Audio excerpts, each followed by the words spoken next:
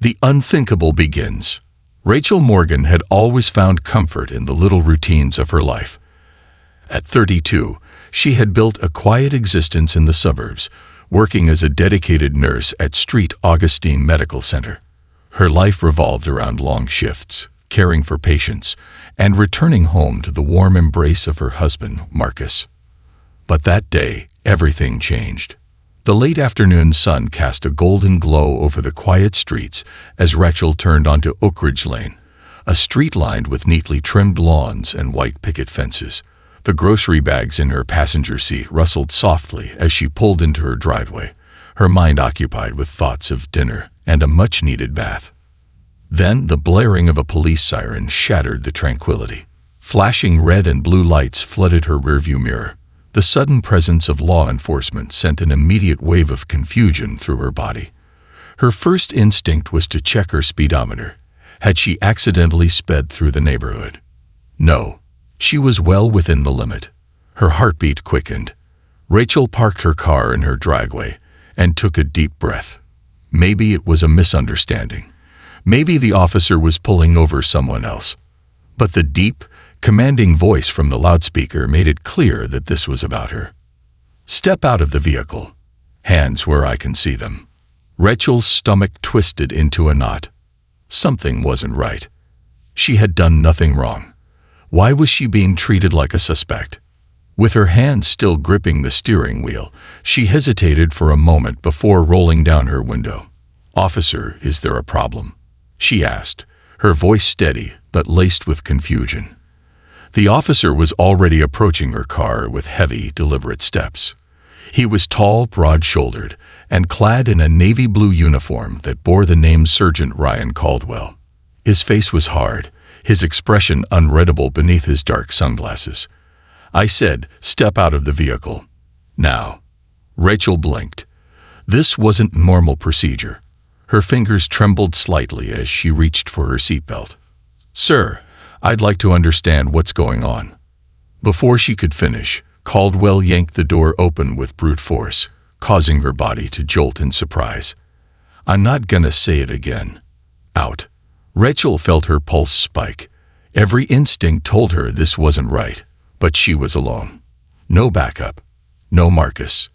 No witnesses, except the neighbors now peeking from their windows, curiosity quickly turning into concern. She raised her hands, trying to keep her voice calm. "I just got off work. I'm a nurse. My name is Rachel Morgan, and this is my home." But Caldwell wasn't listening. He reached in, grabbed her by the wrist, and yanked. Rachel let out a sharp gasp as she was dragged from the car, stumbling onto her own driveway. The shock of cold pavement against her hand sent a jolt through her body. The world tilted. Her neatly packed groceries tumbled onto the ground. Apples rolling into the street, a carton of milk bursting open on impact, its contents seeping into the pavement. The neighbors who had been watching from their porches began stepping forward. "Hey, what are you doing?" "That's Rachel. She lives here." But Caldwell didn't care. He grabbed a fistful of Rachel's long auburn hair and yanked her upright with terrifying force. Rachel screamed. Pain shot through her scalp as she was forcibly pulled to her feet. Her knees scraped against the pavement. "Stop. I'm pregnant," she gasped, her hands instinctively flying to her stomach. That one sentence should have changed everything. But it didn't. Caldwell shoved her against the side of her car, his grip tightening around her wrist. "Officer, please." Rachel's voice cracked, tears stinging her eyes. "You're hurting me. What's happening?" Caldwell didn't answer. Instead, he pulled out his radio. "Suspect detained. Possible hit-and-run vehicle." Rachel's mind reeled. Hit and run. Her chest heaved as she struggled to breathe. This had to be a mistake. It had to be. The panic in her eyes met the growing anger in the faces of her neighbors. Phones were coming out now. Multiple people recording the scene, their voices rising in protest. Let her go. She's not a criminal. That's Rachel Morgan. She's a nurse, for God's sake. One of the onlookers, an elderly woman named Mrs. Henderson, took a step closer, her cane shaking in her grip. "Officer, you're making a mistake. She's pregnant. You can't treat her like this." But Caldwell ignored them all. Rachel's front door suddenly flew open. Her mother, Linda Morgan, came running out, her face ghost white. "That's my daughter," she cried, her voice breaking. "What are you doing to her? She hasn't done anything." Rachel could hear the raw terror in her mother's voice. It made her stomach tighten. Caldwell, however, remained unmoved. Rachel, now handcuffed, felt the cold steel dig into her wrists. Her vision blurred with a mix of pain, shock, and humiliation. This was her home, her driveway, the place where she should have felt safest. And yet here she was, dragged, manhandled, and treated like a criminal in front of her own neighbors, in front of her mother, in front of everyone. She didn't know how, but she had to fight back. She had to make sure this nightmare didn't become her reality. And little did Sergeant Caldwell know, this moment, this reckless abuse of power, would change everything. The breaking point. Rachel's wrists burned from the cold metal of the handcuffs. The rough pavement scraped against her knees as she knelt on her own driveway, her body trembling with pain and humiliation. Around her, the world felt distant, as though she had been yanked into an alternate reality where none of this made sense. Her mother's cries cut through the chaos. "Let her go. She's done nothing wrong." Linda Morgan's voice was thick with desperation as she tried to push past the growing crowd. But Caldwell remained unmoved.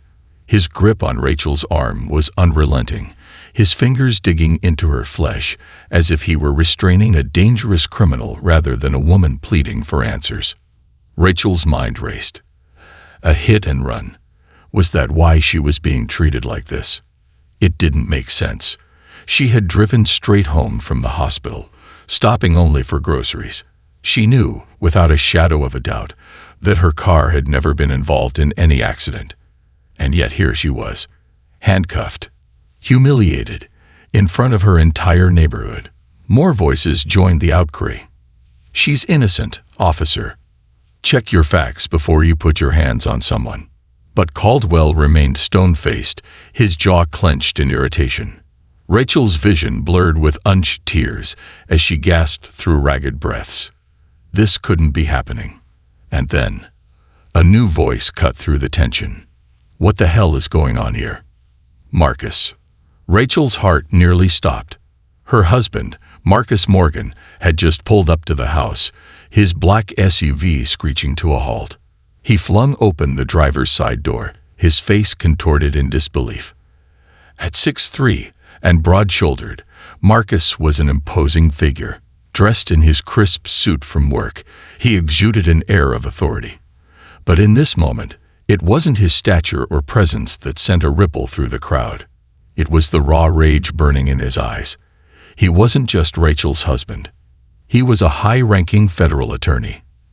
And right now, he was furious. "Sergeant Caldwell, I ask you a question." His voice was dangerously calm as he stepped toward them, his eyes locking onto the officer. Rachel gasped through her tears. "Marcus." "I said, what the hell is going on here?" Marcus repeated, his deep voice slicing through the air like a blade. Caldwell's posture stiffened, but for the first time, there was hesitation in his stance. The neighbors fell silent, all eyes shifting between the officer and Marcus. "This woman," Caldwell muttered, gripping Rachel's cuffed wrists, was operating a vehicle matching the description of a hit-and-run suspect. "I was following protocol." Marcus scoffed. "Protocol? Is that what you call violently assaulting a woman in front of her home?" Caldwell's jaw flexed, but before he could speak, Marcus pulled out his phone and, with a few swift taps, brought up their home's security footage. He turned the screen toward Caldwell. "Watch." The video played. A clear, time-stamped recording showed Rachel's car parked in the driveway all morning and afternoon. She hadn't moved it until the moment she left for groceries, long after the reported hit and run. The proof was undeniable. A collective gasp rippled through the crowd. Rachel's heart pounded. She knew what was coming. Marcus lifted his gaze, his expression deadly serious. You just made a huge mistake. Caldwell's Adam's apple bobbed as he swallowed hard. His grip on Rachel's arms loosened for the first time. Uncuff her. Marcus's tone left no room for argument. Caldwell hesitated. Now. With a begrudging grunt, Caldwell pulled out his key and unlocked the cuffs. As soon as Rachel's hands were free, she cradled her sore wrists, her breath shaky as she tried to compose herself. Marcus immediately stepped forward, wrapping an arm around her shoulders. His touch was warm, grounding her in the midst of the chaos. But he wasn't finished. His dark brown eyes bore into Caldwell with a ferocity that sent chills down Rachel's spine. "Do you even realize what you've done?" Marcus seethed. "You attacked my wife, dragged her by her hair, and humiliated her in front of her own home, all based on zero evidence." Caldwell's lips pressed into a tight line. "I was following an active investigation." Marcus cut him off. "No, what you did was abuse your power. And trust me, you will answer for this." Caldwell's face twitched. He glanced at the growing crowd, the dozens of eyes locked onto him, the smartphone still recording. His bravado was crumbling. Rachel could see it now, the first flickers of realization creeping into his hardened expression. For the first time, he looked afraid. And then, another voice spoke up. A new police cruiser had arrived, pulling to a stop at the curb. The driver's side door swung open, and out stepped Captain Jennifer Alvarez, Caldwell's superior officer. Rachel had never seen her in person before, but she recognized the name from local news reports. Dark-haired, sharp-eyed, and no-nonsense, Captain Alvarez wasted no time taking in the scene. Her gaze swept over Rachel, her disheveled appearance, the spilled groceries, the foam-wielding neighbors, then landed on Caldwell. Her lips tightened. "Sergeant Caldwell." Inside. "Now." Caldwell paled. "Ma'am, I was." "Now." Without another word, Caldwell turned on his heel and strode toward the police car. Rachel let out a breath she didn't realize she'd been holding. Captain Alvarez turned to Marcus. "Mr. Morgan, I deeply apologize for what just happened. I need you and your wife to come down to the station. This will be investigated immediately." Marcus exhaled sharply. "You'd better believe we'll be there."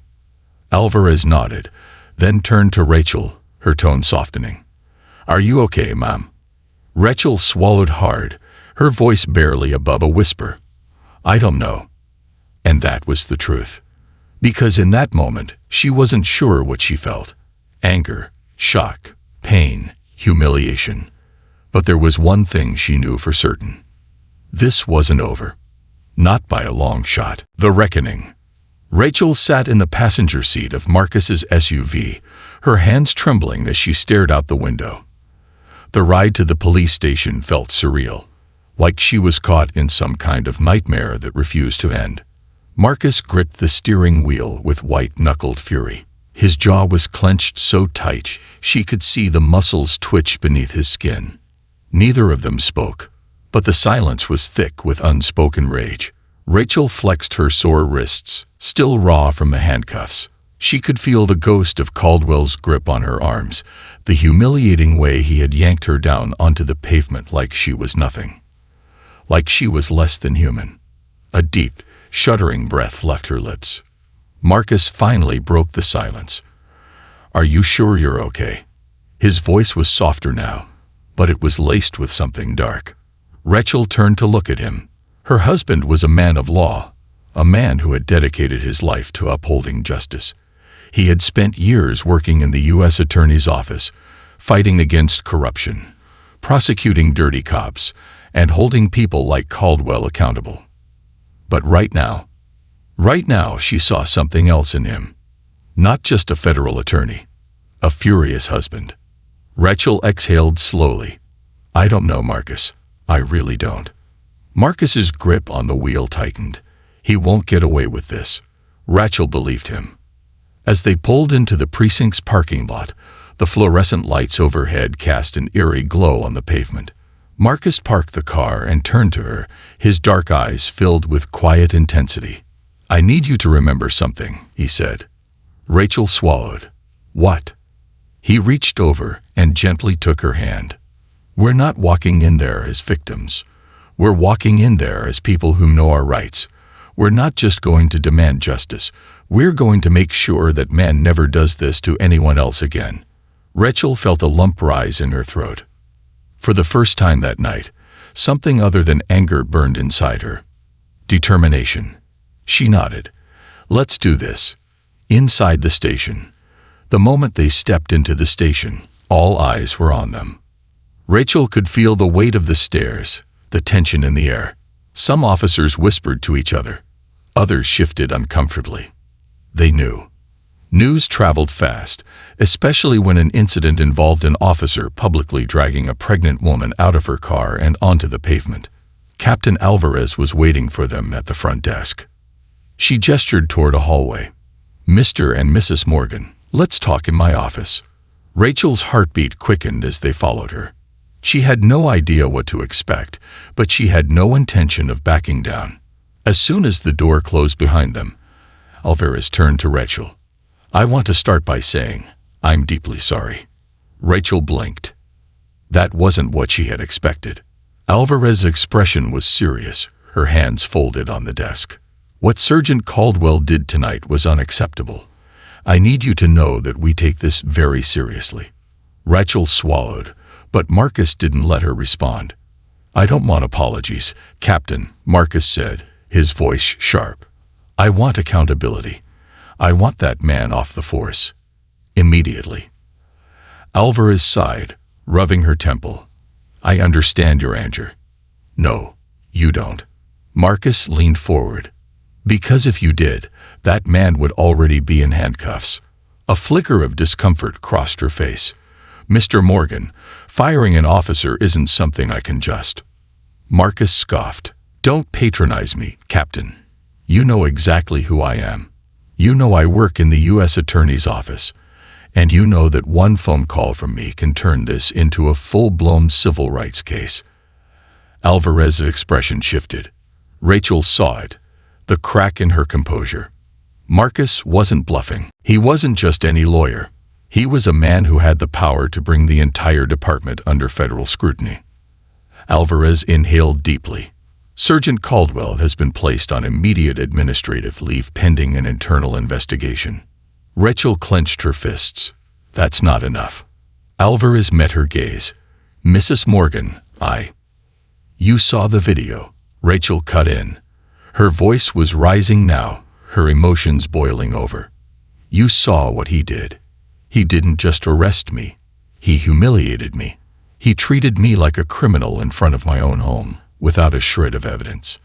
Marcus's voice was like steel.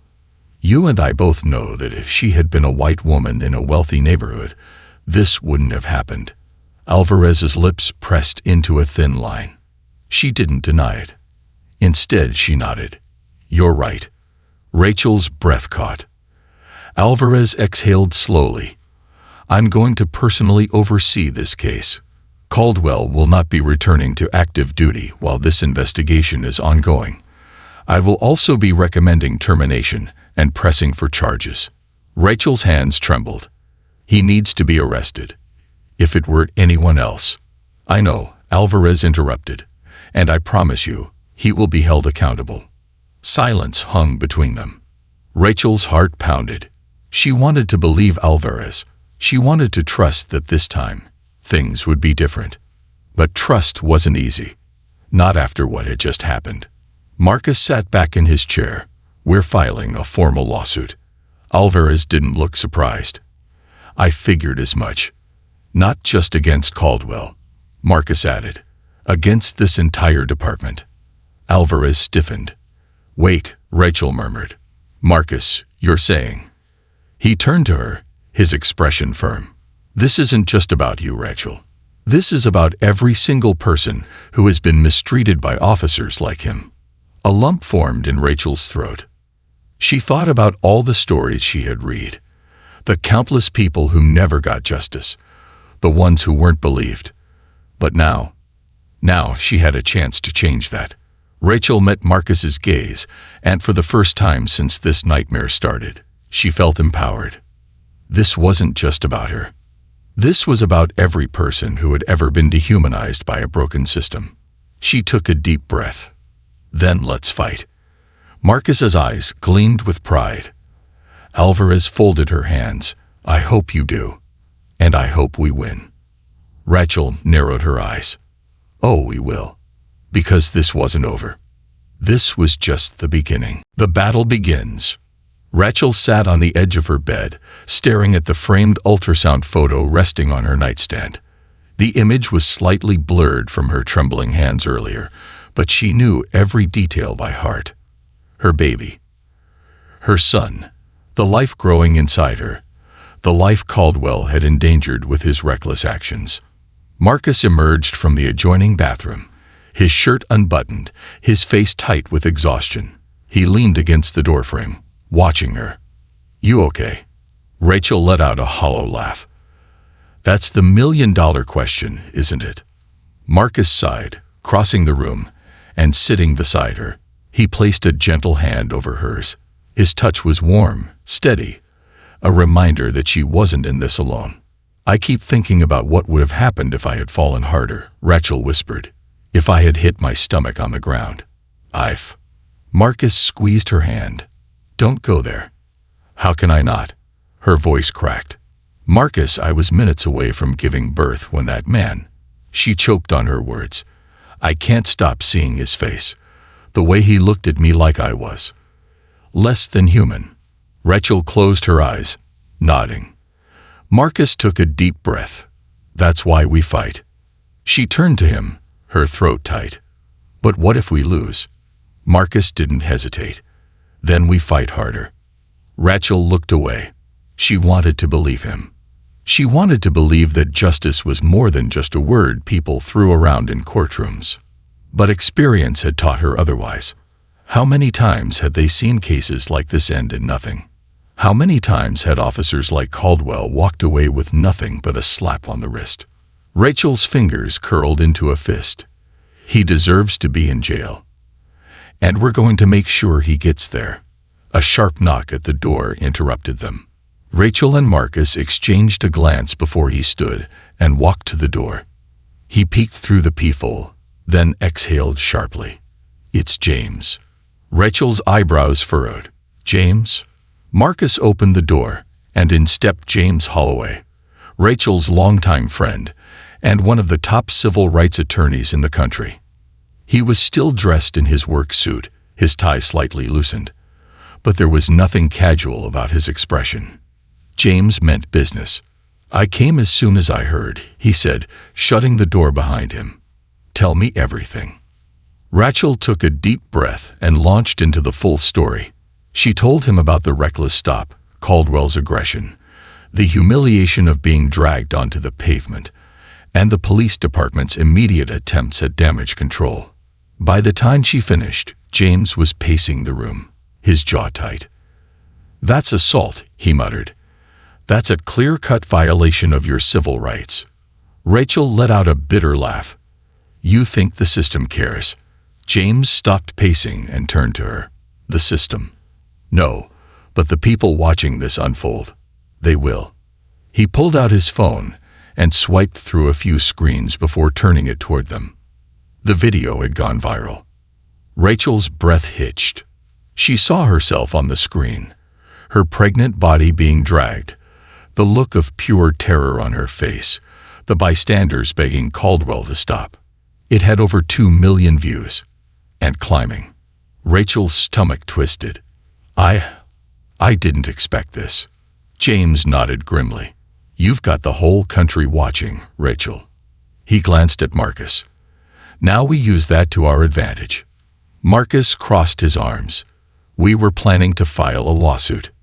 James smirked. You're thinking too small. Rachel blinked. What do you mean? James pulled out a small notepad and clicked his pen. We're not just filing a lawsuit, he said. We're exposing them.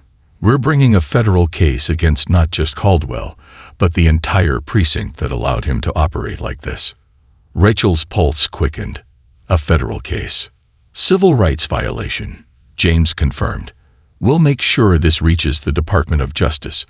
The pressure's already mounting. This isn't just some routine police misconduct case. This is an officer brutalizing a pregnant black woman on video. That's going to shake the system. Marcus exhaled, rubbing his chin. We'll need statements from witnesses, medical records. I've already got people working on it, James interrupted. And Rachel? She looked up. You're going to have to go public.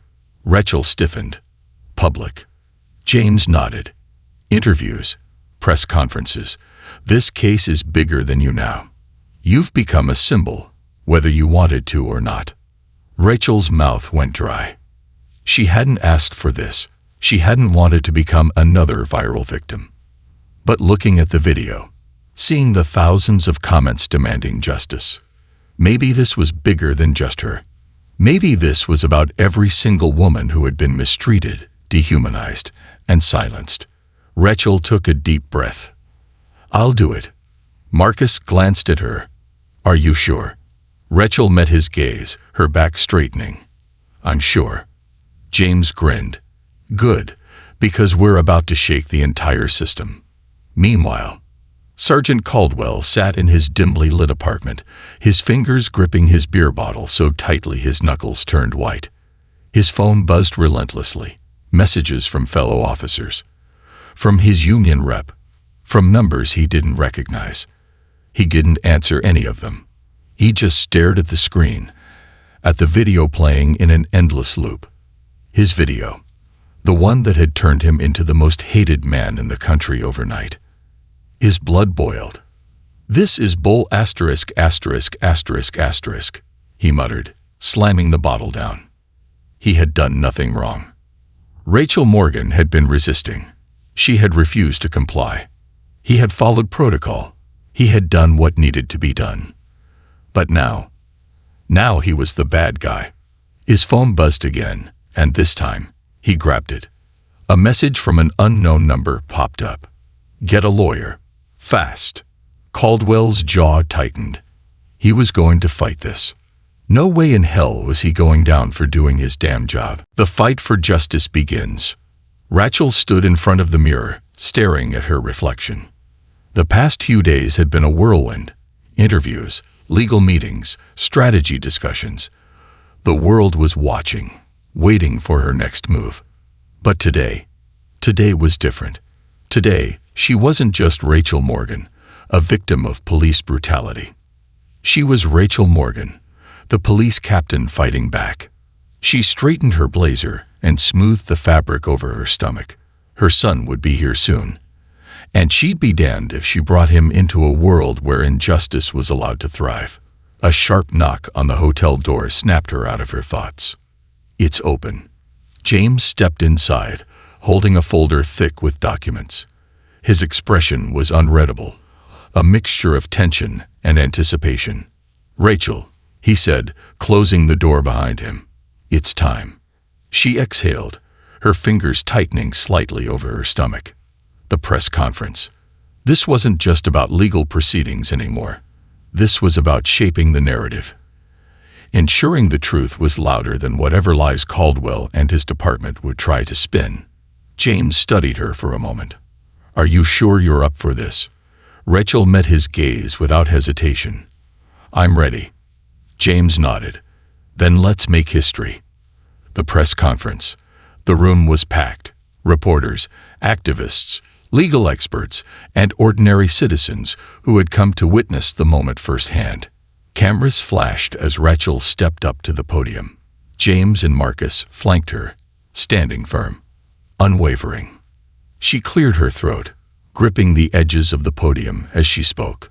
My name is Captain Rachel Morgan, and I am here today because I refuse to stay silent. The room fell into a hush.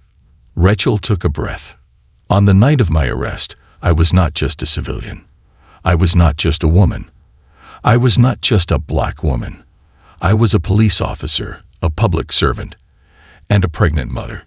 And yet, despite all that, I was treated as if my life had no value. Murmurs rippled through the crowd. She continued, her voice steady but strong. Sergeant Caldwell did not see a fellow officer. He did not see a woman carrying life inside her. He saw only his own prejudices, and that nearly cost me my child. A sharp flash of anger surged through her, but she controlled it, channeling it into something more powerful: resolve. I am not the first woman this has happened to. I am not the first black person to be brutalized by the system that claims to protect us. But I swear, I will do everything in my power to make sure that I am the last. The room erupted in applause. Rachel lifted a hand, signaling for silence.